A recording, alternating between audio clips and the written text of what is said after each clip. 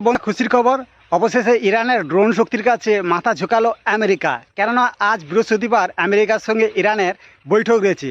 আর এটা কারণ আপনারা অবশ্যই বুঝতে পারছেন, কেননা আমেরিকা কয়েকদিন আগে হরমুজ প্রণালী সম্পূর্ণভাবে বন্ধ করে দিয়েছে। তা সত্ত্বেও চীন তার নাকের ডগা দিয়ে তার তেলবাহী জাহাজটি নিয়ে আসে।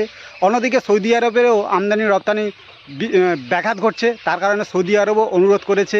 আর অন্যদিকে চীনও সরাসরি বলে দিয়েছে এটা আমেরিকার একটা দাদাগিরি, যে আন্তঃরাষ্ট্রীয় নিয়মগুলি রয়েছে তা সরাসরি উল্লঙ্ঘন করছে আমেরিকা। আর অন্যদিকে ইরানও আরব দেশগুলিকে সরাসরি হুমকি দিয়েছে, কারণ তাদের দেশে থাকা আমেরিকার সৈন্যঘাঁটি থেকেই ইরানে আক্রমণ করা হয়েছে। তাই সমস্ত যে ক্ষয়ক্ষতি হয়েছে, মানুষ মারা গেছে, সমস্ত হিসাবের যে টাকা সেটা চাইছে। যার কারণে আরব দেশগুলোও আমেরিকাকে চাপ দিচ্ছে, যার ফলস্বরূপ আমেরিকা এখন খুবই চাপে পড়েছে। যার কারণে পাকিস্তানের পিছনে কাঠি দিয়ে আজ বৃহস্পতিবার বৈঠক ডেকেছে, যে বৈঠকে থাকবে সৌদি আরব ও তুর্কি।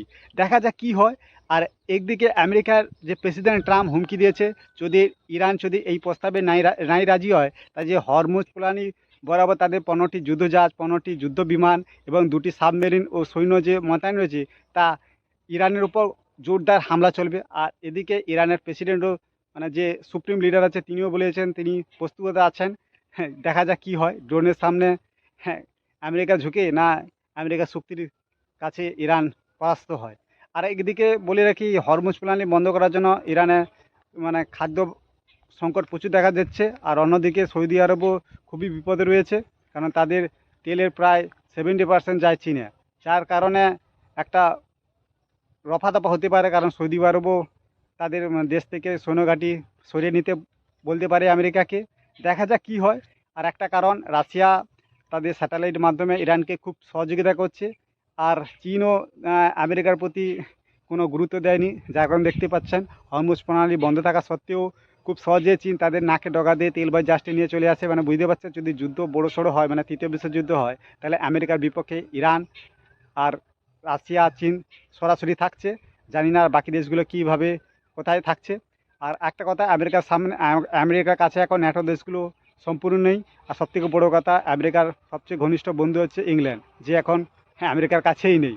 তা দর্শক, আপনাদের কি মনে হয় এই সব ঘটনা দেখে, যে আমেরিকা ইরানের কাছে ক্ষমা স্বীকার করবে? তা আপনাদের স্বপ্ন ভাঙিয়ে বলছি, আমেরিকা এমন একটা দেশ যে কোনোদিনও কারো কাছে ক্ষমা স্বীকার করেনি, বরঞ্চ ইরানের ওপর আরও অসংখ্য সেকশন লাগিয়ে দেবে। আগে থেকে 5,000 লাগানো আছে, আরও লাগাবে। আর বলে দিই, ইরান যদি এই আজকে যে মিটিংটা আছে যদি না মানে আমেরিকার কথা, তাহলে আরও অসংখ্য মিসাইল দিয়ে আক্রমণ করবে এবং স্থল অভিযানও করতে পারে। দেখা যাক ইরান কতটা সহ্য করতে পারে। আর যদি রাশিয়ার চীন যদি ইরানকে সাহায্য করে, তাহলে ইরান পুরোপুরি ধ্বংস হয়ে যেতে পারে। তার সঙ্গে অর্থনৈতিকভাবে বিধ্বস্ত হয়ে যেতে পারে এবং গৃহযুদ্ধ চালু হবে। তো দেখা যাক কী হয়। তো চলুন, দেখা হচ্ছে পরের ভিডিওতে।